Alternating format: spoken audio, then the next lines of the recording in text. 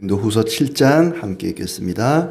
그런즉 사랑하는 자들아, 이 약속을 가진 우리는 하나님을 두려워하는 가운데서 거룩함을 온전히 이루어 육과 영의 온갖 더러운 것에서 자신을 깨끗하게 하자. 마음으로 우리를 영접하라. 우리는 아무에게도 불의를 행하지 않고 아무에게도 해롭게 하지 않고 아무에게서도 속여 빼앗은 일이 없노라.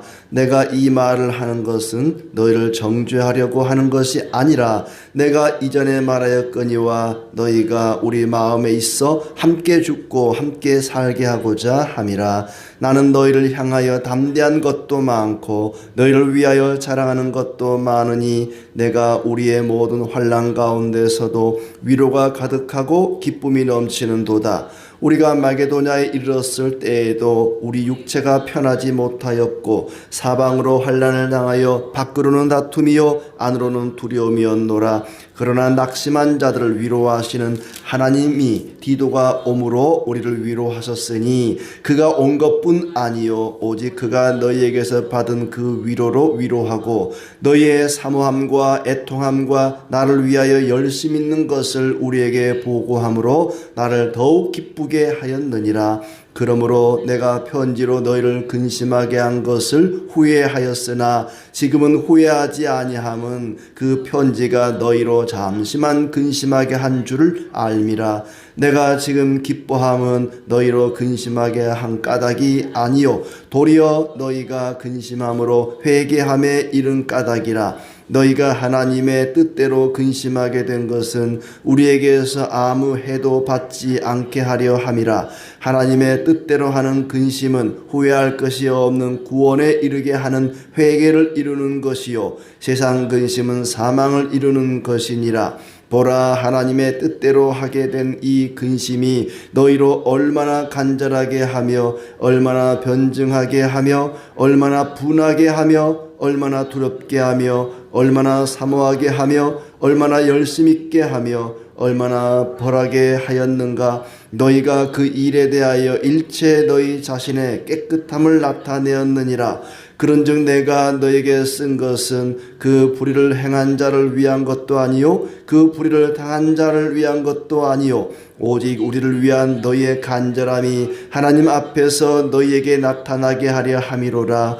이로 말미암아 우리가 위로를 받았고 우리가 받은 위로 위에 디도의 기쁨으로 우리가 더욱 많이 기뻐함은 그의 마음이 너희 무리로 말미암아 안심함을 얻었음이라.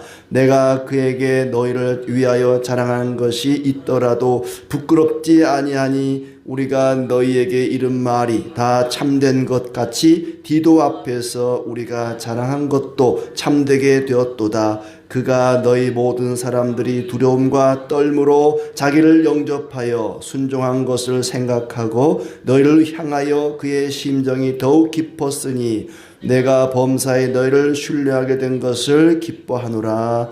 아멘. 오늘도 주님의 은혜가 가득하기를 진심으로 축복합니다. 사도 바울을 보면은 하나님을 섬기고 하나님의 일을 하는 일꾼이지만은 사람으로 인해서 근심하기도 하고 사람으로 인해서 기뻐하기도 하고 그렇습니다. 우리는 항상 다른 사람을 근심하게 하기보다는 기쁨을 줄 수 있는, 기쁨을 돕는 자의 역할을 잘 감당해야 되겠다 하는 생각이 듭니다. 바울은 고린도 교인들에게 굉장히 서운했던 점이 많았습니다.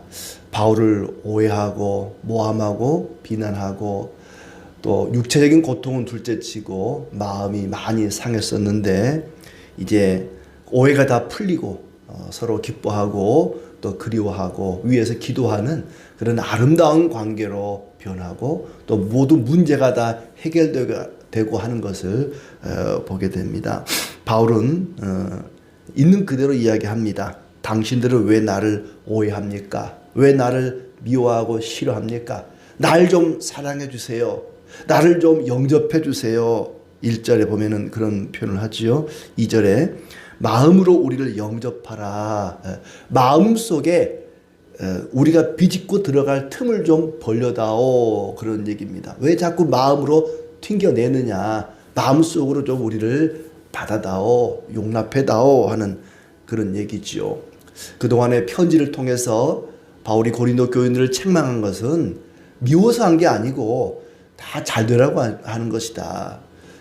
부모가 항상 자녀들을 때리고 나서 그렇죠. 미워서 그런 게 아니다. 다 사랑해서 그런 거다.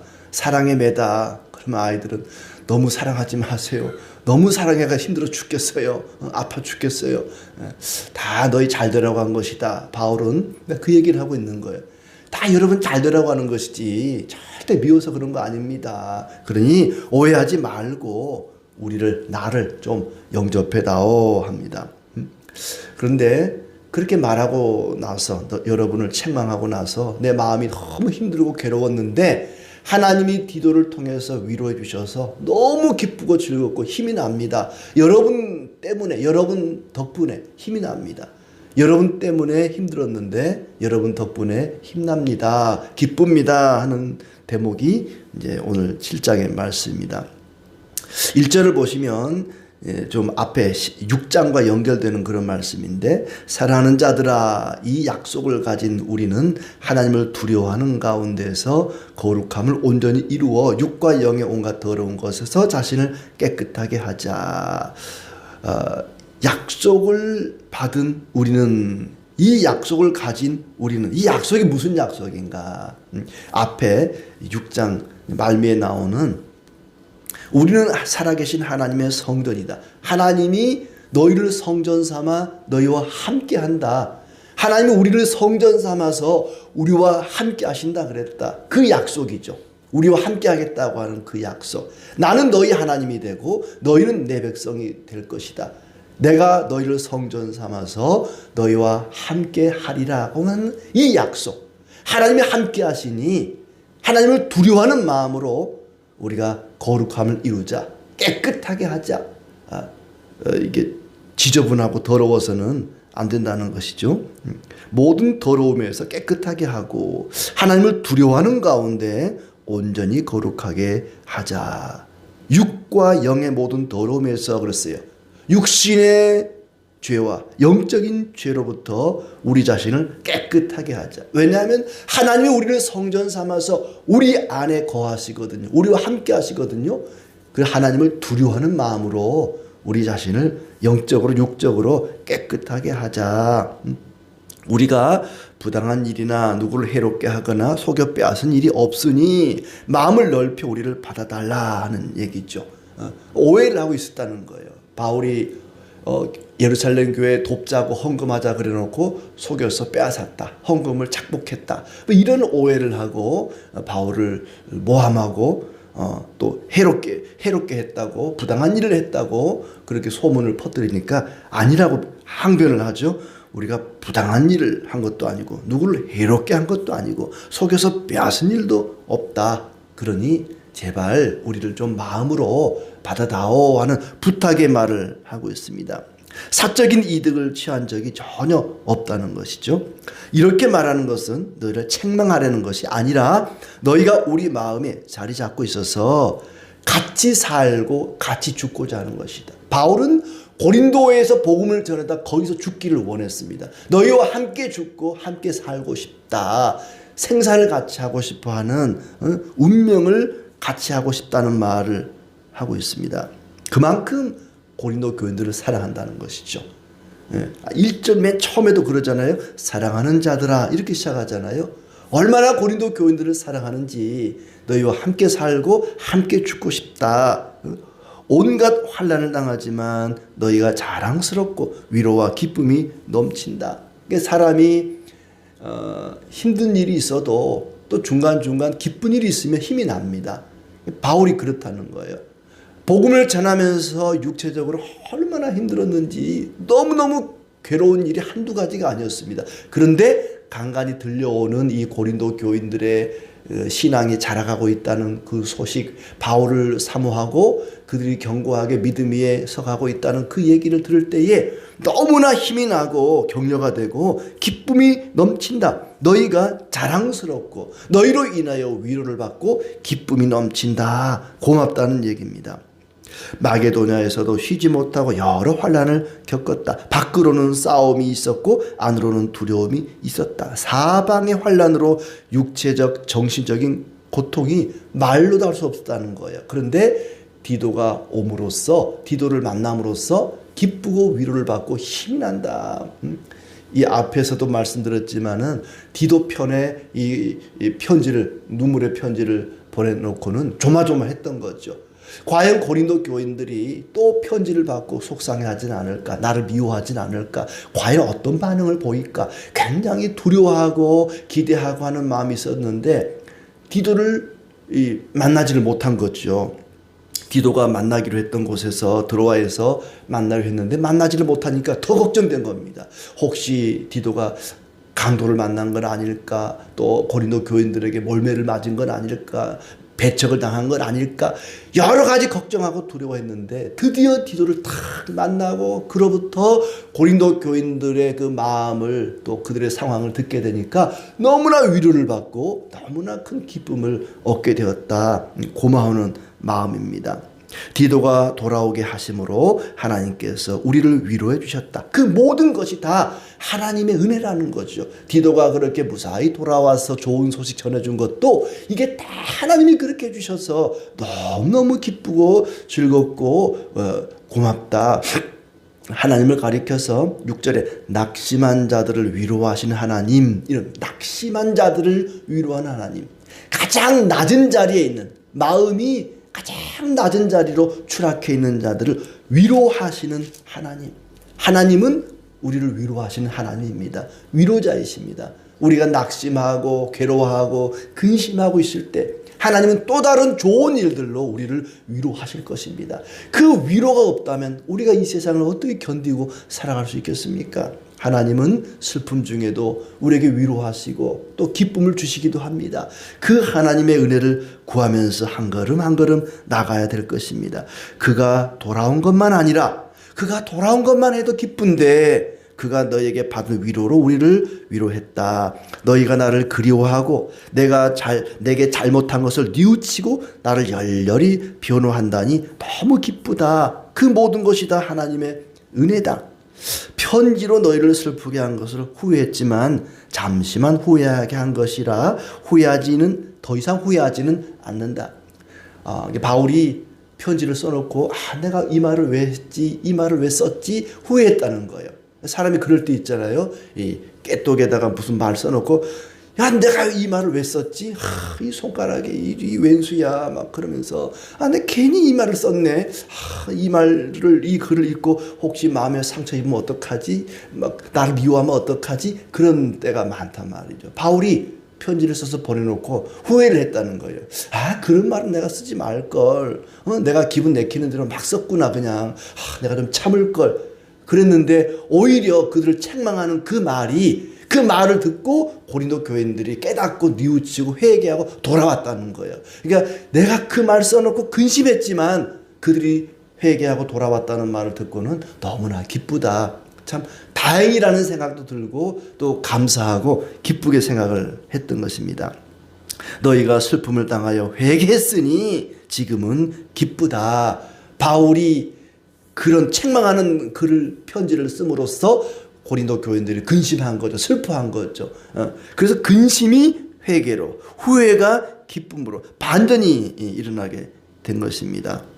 비록 편지는 바울이 썼지만 그들의 마음을 감동시키시고 돌이키게 하시고 회개케 하시는 분은 하나님이십니다. 우리가 말하고 우리가 가르치고 때로는 책망하지만은 그것을 통해 하나님이 역사를 일으켜 가는 것이죠. 너희가 슬픔을 당하여 회개했으니 지금은 너무나 기쁘다. 그러면서 10절에 하나님의 뜻대로 하는 근심은 후회할 것이 없는 구원에 이르게 하는 회개를 이루는 것이요 세상 근심은 사망을 이루는 것이니라. 두 가지 근심이 나옵니다. 하나님의 뜻대로 하는 근심, 세상 근심. 뭐가 하나님의 뜻대로 하는 근심이냐? 죄를 뉘우치는 겁니다. 내가 왜 그랬을까? 내가 왜 그런 나쁜 말을 했을까? 나쁜 일을 했을까? 왜 그런 죄를 지었을까? 세리가 하나님 앞에 얼굴을 들지 못하고 가슴 치면서 하는 그런 근심.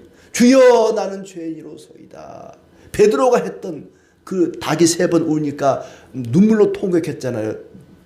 베드로가. 그게 하나님 뜻대로 하는 근심입니다. 그러나 세상 근심은 뭐냐? 세상의 온갖 일들 때문에 근심하는 그 세상 근심이에요. 세상 근심은 사람을 죽입니다. 그러나 하나님 뜻대로 하는 근심은 회개에 이르게 해서 생명을 가져오게 합니다. 똑같이 근심하는 것이지만은 하나님 뜻대로 하는 근심과 세상 근심은 차원이 다릅니다. 하나는 죽음을 가져오고 하나는 생명을 가져옵니다. 우리가 해야 할 것은 하나님 뜻대로 하는 근심이죠. 하나님의 뜻대로 하는 근심으로 많이 변했다는 거예요. 고린도 교인들이 열정을 가지고 또 하나님을 두려워하는 마음으로, 바울을 그리워하는 마음으로, 또 잘못한 자를 벌하는 그런 마음으로 그렇게 그들이 변했다. 하나님 뜻대로 하는 근심은 사람을 변화시켰다는 거죠. 이렇게 편지를 쓴 것은 불의를 행한 자나 불의를 당한 자가 아니라 너희를 위한 것이다. 그래서 내가 너무나 기쁘고 디도가 돌아옴으로써 기쁘고, 그래서 염려가 이제 안심으로 바뀌었습니다. 내가 디도에게 여러분을 자랑했는데 그것이 진실로 드러났습니다. 너희가 디도에게 두렵고 떨림으로 순종한 것을 기억하며 더욱 사랑한다고 고백합니다. 너희를 온전히 신뢰하게 된 것이 너무나 기쁘다. 사람이 서로 신뢰한다는 것, 그보다 더 기쁜 일이 없습니다. 불신하고 미워하고 모함하고 참 괴로운 일이죠. 바울은 그 괴로움이 이제 감사와 기쁨으로 변한 것을 고백합니다. 사람이 회개함으로 많은 사람에게 기쁨을 주었습니다. 바울은 고린도 교인 때문에 굉장히 마음이 불편하고 피곤하고 스트레스를 좀 많이 받았습니다. 편지를 전달한 디도가 돌아오지 않으니까 그를 드로아에서 만나기로 했는데 만나지 못하니까 더 극심한 스트레스에 시달렸었죠. 그런데 하나님이 그를 무사히 돌아오게 하고 또 좋은 소식을 전해주니까 너무너무나 기쁘고 감사했습니다. 성도의 삶에 기쁨만 있는 것이 아닙니다. 때로는 두려움이 있고 또 괴로움이 있죠. 그럴 때 하나님은 그걸 통해서 우리가 더욱더 하나님 의지하고 기도하게 하고 하나님께 매달리게 합니다. 항상 꽃길만 걷는다면 얼마나 좋겠습니까? 많은 날씨도 궂은 날이 있는가 하면 좋은 날이 있고 따뜻한 날이 있는가 하면 추운 겨울이 있듯이 우리 인생에도 좋은 날이 있는가 하면 또 이렇게 극심한 스트레스와 괴로움을 당할 때도 있습니다. 그럴 때 하나님을 의지하고 매달리고 기도할 때 하나님께서 기쁨을 주시고 위로하시고 좋은 것을 주실 것입니다.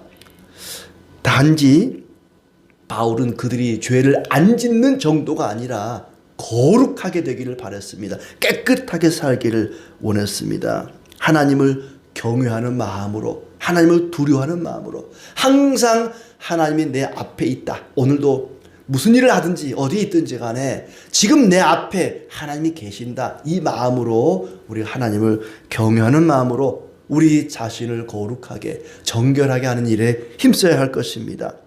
하나님의 뜻대로 하는 근심, 세상 근심, 분명히 이 근심에는 둘이 있습니다.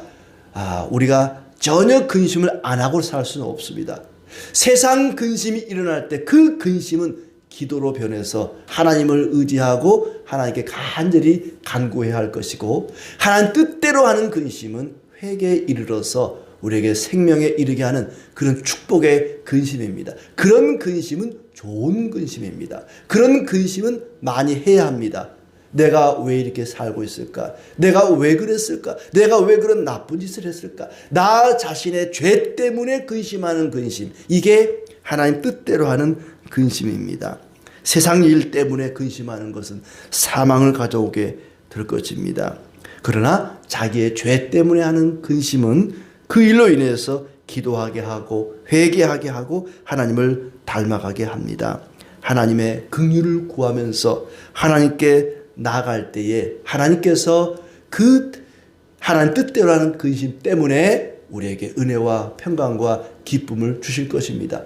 세상 근심은 다 주님 앞에 십자가 아래 내려놓고 하나님 뜻대로 하는 근심을 통해서 회개하고 더욱더 하나님께 가까이 나아가면서 거룩함을 온전히 이루어가는 우리의 삶이 되기를 진심으로 축복합니다.